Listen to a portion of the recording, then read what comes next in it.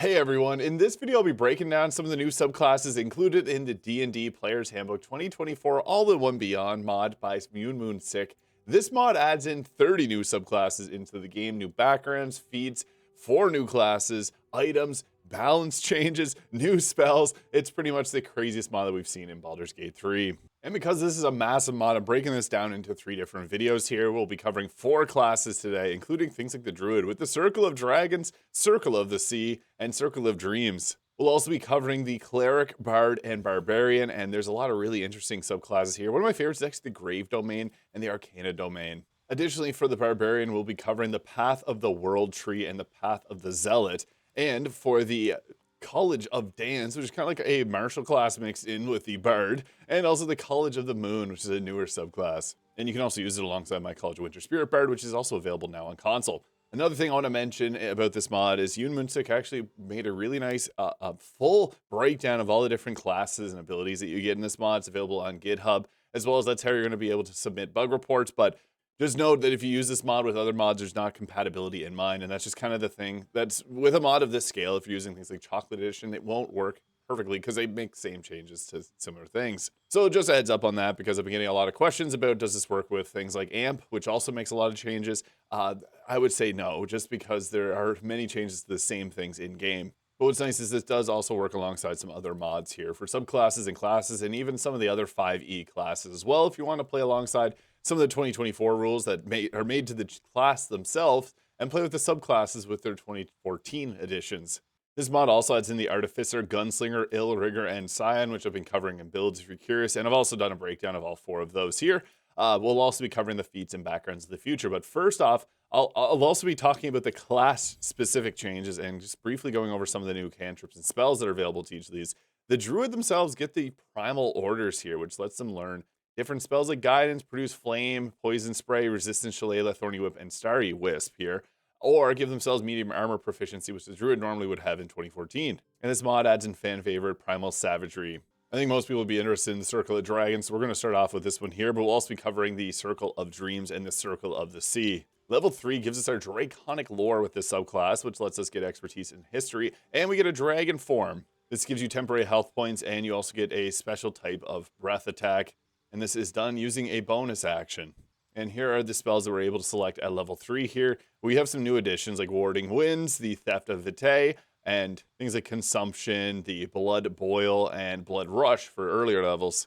And here is our dragon forms here. So you have a variety of different selections depending on what kind of dragon you want to turn yourself into. And this is actually crazy because you do turn into the dragon.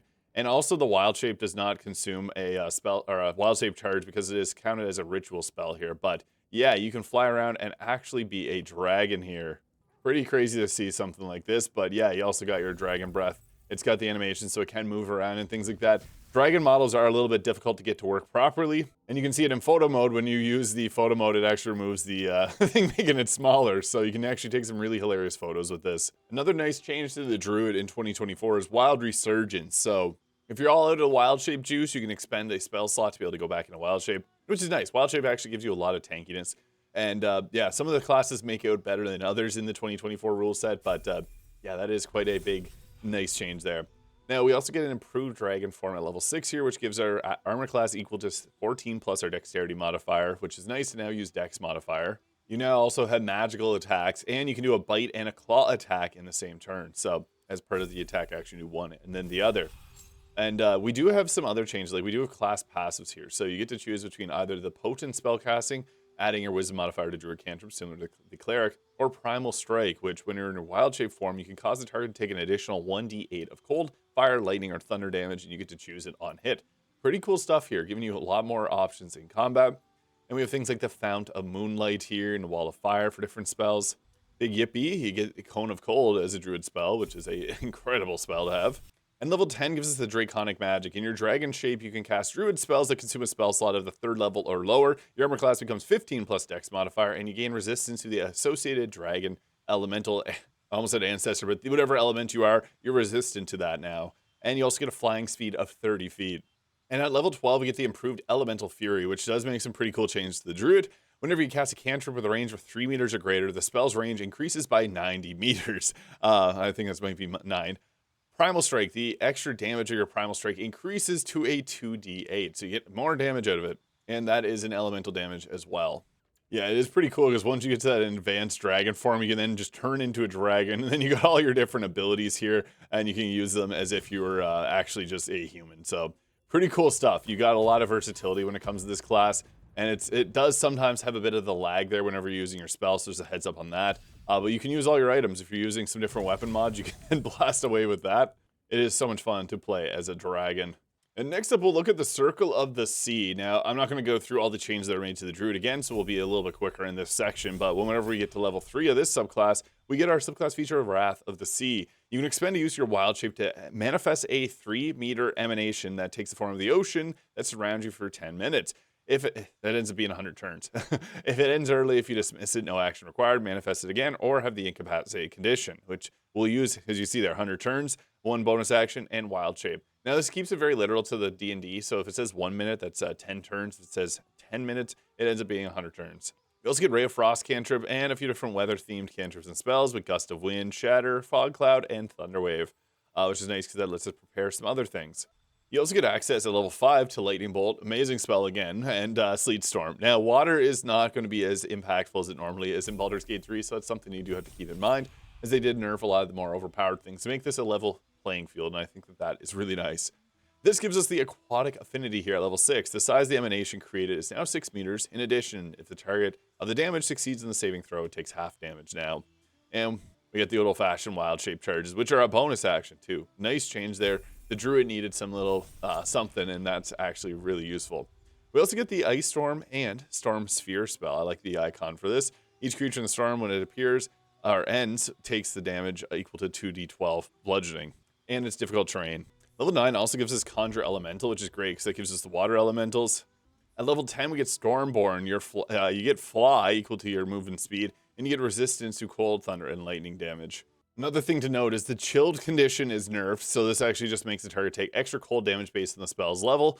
So you can't go ahead here, because typically you'd run a water elemental and use their slam attack, which will then create the target chilled, which doubles the cold damage. And since we have Cone of Cold, that's really nice. Another change, elementals are now concentration. You get a concentration for 600 turns, so you never have to worry about it dropping. But the problem is, it eats up your concentration, so you can't run this with other abilities. And here is the Wrath of the Sea. So we created an elimination of water here. Poor Volo is now getting soaked. But yeah, it's pretty funny. So you got that little circle there. You can cast that, and it will use your bonus action and your wild shape charge. And when active, you got your Wrath of the Sea here, which lets you do this cold attack that does a 46 cold. Unfortunately, we don't have any targets to use this on. But the VFX are similar to Water Whip. It's so funny to see him wither soaked. And finally, for the Druid, we'll be focusing on the Circle of Dreams. Now, the Druid got some really nice changes across the board. Feels more fluid to play, especially in Baldur's Gate 3, I found. This gives us the Balm of the Summer Court. This subclass is more so like a healer kind of focused one. So with this, we basically get ourselves this 1d6 plus 1 healing. Bonus action uses our special recovery. And what's great about this is it's continuing to level up every time that we level up, getting more d6s equal to our spell level number. We also get Pass Without a Trace, an incredible spell that gives a plus 10 to stealth checks. Stealth is still really good, actually, in this. Stealth is better than ever, to be honest. So it's nice to see that it has a pretty nice buff here. And just feels a little bit more natural, I guess, to play. We also get Mass Healing Word and Summon Fey Blink Dog. Also, upon hitting level 6, we have the Hearth of Moonlight and Shadow. Home wherever you are. You can invoke the shadowy power of the Gloaming Court to help guard your respite. You and your allies gain the effects of a short rest until your next long rest, and get a bonus plus 5 to dexterity, stealth checks, and wisdom perception checks.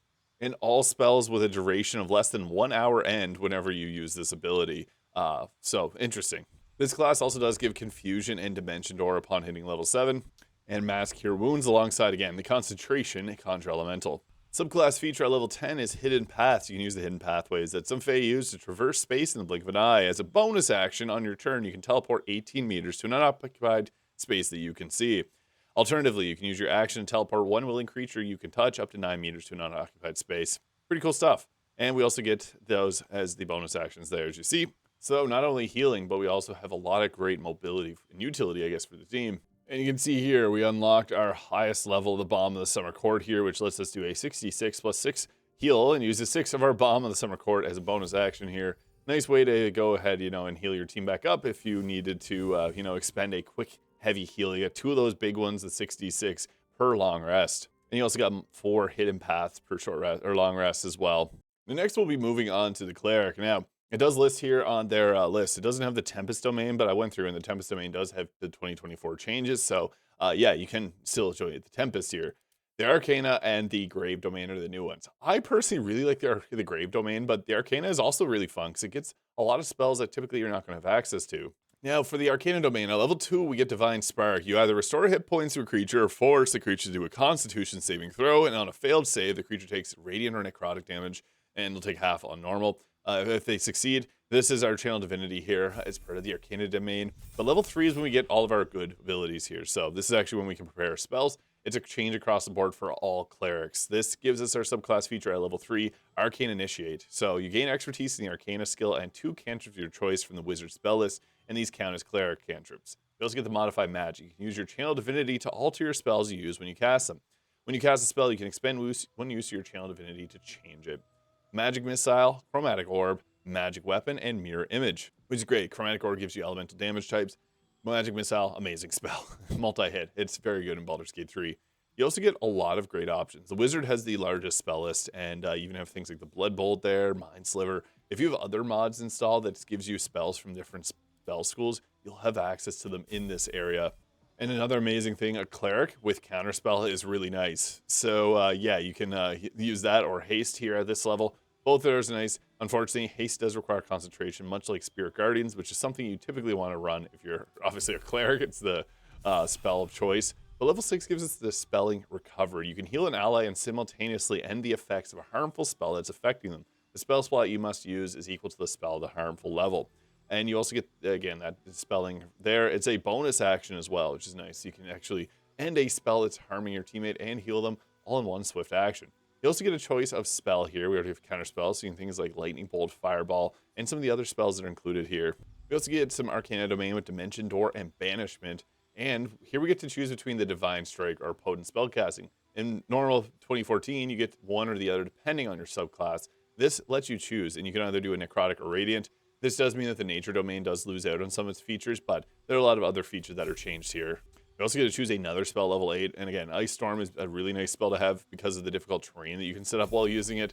The Cleric is very versatile with the Arcana Domain. You also get things like the Planar Binding and Bigsby's Hand. This is a spell that people love, and it's available in this, which I'll show off. I think that's one of the spells I get asked about the most in comments. So there is Bigsby's Hand here, so it's very similar to the Mage Hand, but bigger, and it's got 56 health. So yeah, it's great. It can shove targets around. It's got the fly action, and it's got Bigsby Hand. Create a large hand of shimmering magic in an unoccupied space you can see within range.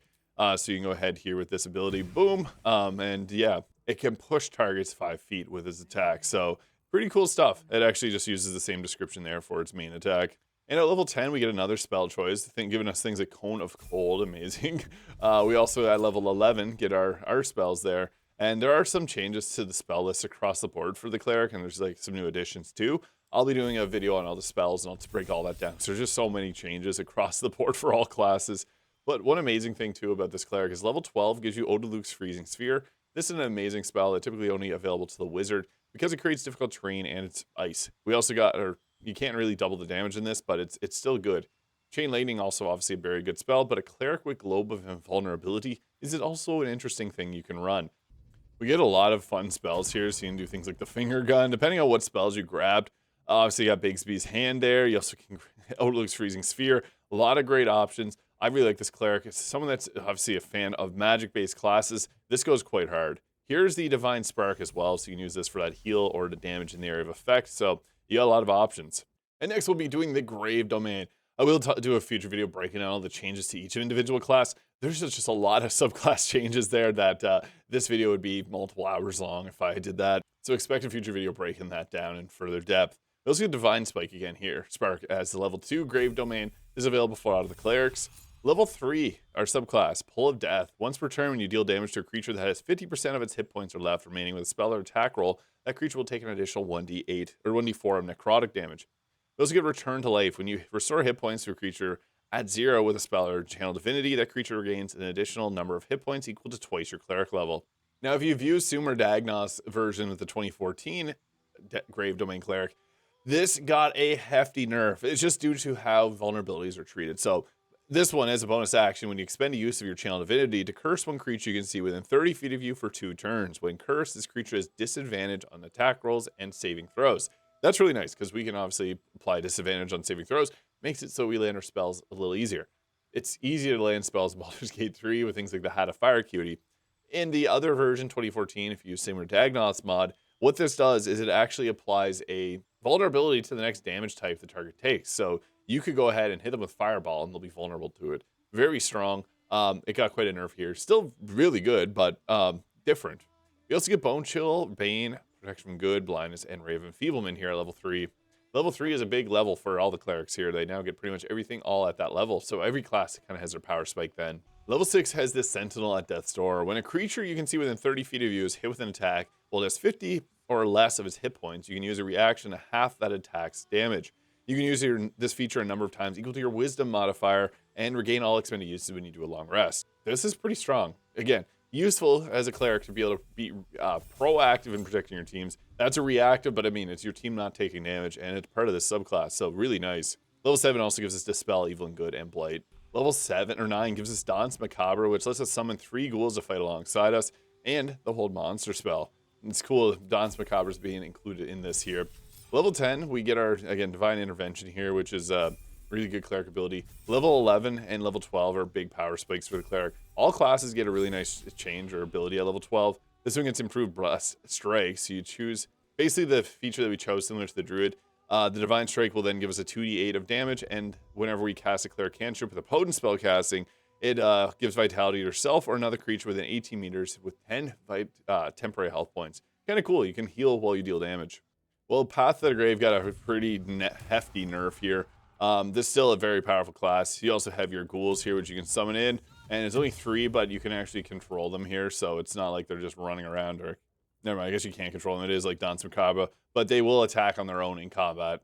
Now, moving on to the Bard, we have the College of Dance here, which is like a monk. And the College of the Moon, this is actually included in the Heroes of Faerun, the new expansion for for D&D, based on the Heroes of Faerun. This is D&D, and Karlach's included in it. The Circle of the Moon is kind of like a druid version of the Bard. It's interesting here. You got different abilities, but we're going over the College of Dance here first, which I think is really fun with unarmed strikes. You can also, I guess it breaks down all the subclass features here. So level 3 gives us the Dazzling Footwork. While you're not wearing armor or wearing a shield, you can add your Charisma modifier to your armor class. We also get Agile Strikes at level 3. When you expend to use your Bardic Inspiration, you can make 1 unarmed attack. Level 3 also gives us the Bardic damage here, so you can use your Dexterity instead of Strength for attack rolls of your unarmed strikes. When you deal damage with an unarmed strike, you can deal bludgeoning damage equal to the roll of your Bardic Inspiration die plus your Dexterity modifier instead of the strike's normal damage. This also does not use the die that you have there. Level 6 gives us the Inspired Movement. When you're threatened, you can take a reaction, expend 1 of your Bardic Inspiration, and move up to half of your speed. And then 1 ally of your choice within 9 meters of you can also use the reaction to move up half their speed, not producing any opportunity attacks. This is a tough choice, but I mean, it depends what reactions you got on the character. They don't really get counterspell unless you choose a lore bard here. So I guess this isn't really, unless you choose at level 10. So we also get Tandem Footwork here at level 6, which you and an ally are within 3 meters of each other. You do get an initiative bonus equal to your proficiency bonus. Kind of cool. And again, level 12 of version is kind of like the normal evasion. So you take half less damage from all dexterity saves. And I really like that you get Spray of Cards as a spell here, which lets you blind targets and deal force damage. The Bard gets some nice changes across the board. And here's the level 2 spell slot. Funny enough, the biggest nerf to the Bard is the nerf to the Paladin in 2024. With the Sword Bard Paladin being one of the strongest builds, now it requires a concentration on your smite. So it does make a really big difference to the overall build. We get our Font of Inspiration, level 5. You can expend a spell slot to regain 1 use of your Bardic Inspiration. So it's a little different. Instead of getting them back, you do get them back on short rest here, but you can also use your spell slots. One thing that's nice about 2024 is the change to that, similar to what we talked about with the Druid getting their Wild Shape charges back. But level 6, this is when we get our Inspiring Movement here, which increases that movement speed, and you can inspire your teammate to get that. We also get our Extra Attack here and Unarmored Movement, which increases our movement speed. We also get Inspired Movement. This class ends up being a lot better than the other College of Dance Bard that's out there. It just has some really fun choices. Again, that Inspired Movement is your reaction, using up your Bardic Inspiration to give yourself that extra movement speed and also not get hit with opportunity attacks. You also have access to Ralu from Psychic Lands, which incapacitates a target. This spell is actually kind of busted in Baldur's Gate 3 and is part of the Bard spell list. And we also got our magical secrets, the new spells like Vengeful Blade, the new and enhanced Contagion spell. You can still obviously take your fan favorites like the Spirit Guardians or things like the Conjure Woodland Being. Amazing choice because those are really good. You also have your Cone of Cold, your Conjure Elementals. But you can see we have so many other choices here because the Bard is typically supposed to be able to get access to a lot of spells, not just the wizard-based ones. So you can get Danse Macabre, Bigsby's Hand, Steel Wind Strike, which is actually really crazy to have. Phantom Steed as well, summon an otherworldly being as a quasi-real horse creature. Summon Dragon. You also have Synaptic Static, one of the most powerful spells in the game. It's like a psychic version of Fireball. And you still have Counterspell, and yeah, you see there, a lot of choices for spells. It's actually pretty crazy. And at level 11, you get to choose another magical secret, and this includes level 6 spells. So yeah, quite a nice buff to the overall. Yeah, you get Odaloo's Freezing Sphere here, Wall of Ice, Chain Lightning. The Bard made out like another class made out like a bandit in terms of 2024 updates. And again, that Leading Evasion, which is basically just going to reduce the damage you take by half. And another choice in spell, Spirit Guardians. Now here's the Psychic Steed. I may as well show this one off here, which creates a Strange Ox, Phantom Steed. There is a mod that adds in horses just for photo mode, but this one is a summonable ox. But with this, we also have our unarmed attacks, which are, and even the tandem footwork here. So a few different movements that just are flashy. Bard animations here are always nice. And you got your unarmed strikes here, which lets you attack using your Bardic Inspiration. You also dance there. Unfortunate critical miss. I really like this college dance. Whenever you go to punch, you actually do dance. Love it. So there it is. Oh, another thing with the mount is you can actually pick up and ride your mount, and then if you get attacked, you can fall off it. So it's kind of cool. And College of the Moon haunts you. With this, we get our choice in cantrips here.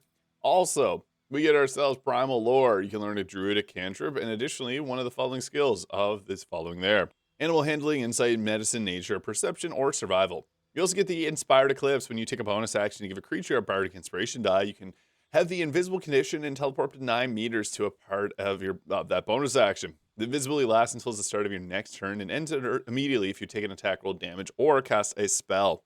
And Lunar Vitality. Once per turn, when you restore hit points to a creature with a spell, you can expend a Bardic Inspiration die, increase the amount of hit points restored by a number equal to that roll of the Bardic Inspiration die.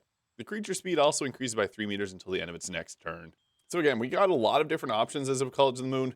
Fits, again, it's like a druid in a sense, and also a bard. So you got buffs, you got spells, you have a little bit of everything. In the 2024 Player Handbook update to the spell list is really great, actually very nice to the bard. So I encourage you to try it out, and even you could try out my College of Winter Spirit alongside this, because it would just enhance the bard experience quite a bit. And I'm actually thinking my subclass might be a bit overpowered in the 2024 rule set, but hey, the rule set's kind of tough on the player with a lot of the cheesy abilities getting removed. So level 6 here gives us our Blessing of Moonlight. You always have the Moonbeam spell prepared, and when concentrating on it, you can heal a creature of your choice that you can see within 18 meters of you, allowing them to regain 2d4 hit points once per turn. Pretty cool. Moonbeam, kind of an underrated spell at level 6. Not something you're going to use often, but you could upcast it. We also got a counter. So counter term actually has a chain. You can take a reaction to cause a save to be re-rolled, and the roll will have advantage. So there are, again, some minor changes to different things. Spells have changes. I'll probably do, again, an update on the new spells, but also talk about the spell changes, because there's a lot of them that happen in the 2024 Player Handbook update. Again, an astounding amount of selections here for the Bard is just awesome. And the access to level 6 spells, it just makes them so much more powerful. And what's funny is the Bard can also get like animated armor here, so that's the nice thing about the update here is you have so many more options. There's also the one turn, one spell, which makes it so you can only cast a spell once per turn. Steel Wind Strike is an insanely powerful spell. I'm just going to quickly show this off. It's an attack roll. You do move around, so sometimes it will proc any of the gear, but it hits extremely hard with a 60-10 of force damage there. Insane. But again, the College of the Moon here is all about healing, so it makes sense to use your magical secrets to then take another healing spell like Heal there. So you got your Lunar Vitality, so whenever you use that heal, you can then use your Bardic Inspiration to be able to give them that buff. They increase their movement speed, gives them a little bit of extra juice there. So yeah, it just basically gives them a long strider in a sense, but it gives them a little bit more health too. Really nice. And we'll end off with the Barbarian, which also has a lot of changes. Their rage now lasts for 100 turns. So, I mean, there's a lot of changes to the rage we'll get to. Unarmored defense, irregular, but we also have the weapon masteries here, and the other classes don't really attack as much as the Barbarian, but weapon masteries gives us sapping attacks, which makes the target have disadvantage on attack rolls. Danger Sense now makes it so you do not get blinded or incapacitated. We also have our old Reckless Attack. And with this mod, we have the Path of the World Tree Barbarian and the Path of the Zealot. We'll start with the World Tree here, which gives us the Vitality Surge. When you activate your Rage, you get temporary health points equal to your Barbarian level and the Life-Giving Force. At the start of each of your turns while your Rage is active, you can choose another creature within 3 meters of yourself to gain temporary hit points. To determine how many temporary hit points, roll a number of d6 equal to your Rage damage bonus and add them together. At level 6, we get the Branches of the Tree. Whenever a creature you can see starts its turn with within feet of your Rage is active, you can take a reaction to some of the spectral branches of the World Tree. The target must succeed a strength saving throw or be pulled towards the caster. After the target is pulled, you can reduce its speed to 0 until the end of your next turn, restraining the target for 2 turns. Feral Instinct actually has a pretty major change, so when you enter your Rage, you can move up to half of your speed. That makes it function as kind of like an extra, like half dash. Now, Brutal Strike's also got to change. If you use Reckless Attack, you can forego any advantage on one strength-based attack on your choice. The chosen attack mustn't have disadvantage. If the chosen attack roll hits, the target takes an extra d10 of damage from the same type of your weapon or unarmed strike. You can use one Brutal Strike effect of your choice, applying like a debuff onto the enemy. Now, that is quite a change. The Barbarian is very tanky, but we have different subclass features that we can now use once we get to level 10 at least. Battering Roots. During your turn, your reach is doubled with any melee weapon. As tendrils of the World Tree extend from you, when you hit a touch weapon on your turn, you can activate the Push and Topple Mastery property in addition to a different mastery you're using with that weapon. So you can hit a couple different of those. Kind of cool. Battering Roots. During your turn, your reach is doubled with a melee weapon. Okay, it all says the same thing depending on the weapon type that we're using. So yeah, it's kind of cool. Now this does have a bit of more of a buff. Relentless Rage. Once per short rest, if you drop to 0 hit points while in rage, you regain 22 instead of being down. So that got nerfed, or that got buffed. There's buffs and nerfs across the board for all these classes. Now, level 12 gives us a persistent rage that it does not stop unless you fall unconscious or if we choose to end our rage. But Calm Emotion still does work against us. And with this, we do have our special abilities here that are only available when we're in rage. So you can only heal for 3d6 or pull targets when we're raging, which you have to be in combat. You also get 3 damage here instead of 2 with our rage ability. And finally, the Path of the Zealot. This is a kind of like a radiant version of it. So we got our Divine Fury here. You can channel your rage power into your strikes. Each of your turns, when your rage is active, the first creature you hit with a weapon, an unarmed strike, takes a 1d6 plus half your Barbarian level down. The extra damage is radiant or necrotic. You can choose a type each time that you deal the damage. Pretty cool. We also have the Wrath of the Gods. So your divine entity helps ensure you can continue the fight. You have a pool of 4 d12s you can spend to heal yourself. As a bonus action, you can spend the dice from the pool, roll them, and regain a number of hit points equal to the total roll. Your pool regains all expended whenever you do a long rest, and the pool maximum die increases to 5 die at level 6, a 12 at level, or 6 at level 12, and 7 die at level 17. This mod does not have level 20 support, just a heads up. And the Warrior of the Gods there is our heal. And at level 6, our subclass feature here is Fanatical Focus. Once per rage, if you fail a saving throw, you can re-roll it with a bonus equal to your rage bonus damage. So again, that 2 or 3, and you must use the new re-rolls, kind of like Indomitable, but for the Barbarian, which is nice. And again, your Feral Instinct changes that you now get half your movement speed whenever you rage, instead of giving yourself that +3 to your initiative, which also cannot be surprised, kind of like a diet version of the Alert feat. And again, Brutal Strikes changes. It's up in the air. Some people like it, some people don't. Depends. Now, Zealot Presence here. As a bonus action, you can unleash a battle cry infused with divine energy. Creatures within 18 meters of you gain advantage on attack rolls and saving throws for 2 turns. Once you use this feature, you cannot use it again until a long rest, unless you expend a use of your rage. No action required to restore your use of it. That is pretty good. Being able to get advantage on attack rolls and saving throws is quite massive. Now, if you get multiple sources of advantage, whatever, it's okay, because it can help out if you get multiple sources of disadvantage on top of your attacks. So, interesting. This subclass is quite fun because you get that extra radiant and necrotic damage. It's a Barbarian that has a few different features available to it and even heals that it can do on itself. And you can see there, you can even expend upwards of a 5 d12. So, Panic Heal, you could potentially do like a 60 or 30. You got half of the roll there. So, yeah, and then you have the Zealot Presence there whenever you use this ability. But I will be focusing on the future subclasses. I also do plan on doing spells regarding the Player's Handbook 2024 All-in-One Beyond mod. So we'll talk about spells, all the rest of the subclasses. I'll also talk about the class changes. I've been doing some builds on these. Whatever type of content you want to see, though, please let me know. I'll also talk about the weapon masteries and different origin backgrounds and feats that are available with this mod, because it makes some, it's a massive mod. for only 339 megabytes and updates all the time with ones up to 3 hours ago. This mod is next level, and I'm so happy this is now available on consoles. So let me know your thoughts in the comments. Hit the subscribe button below if you enjoyed this video, and I hope you guys all have an amazing day.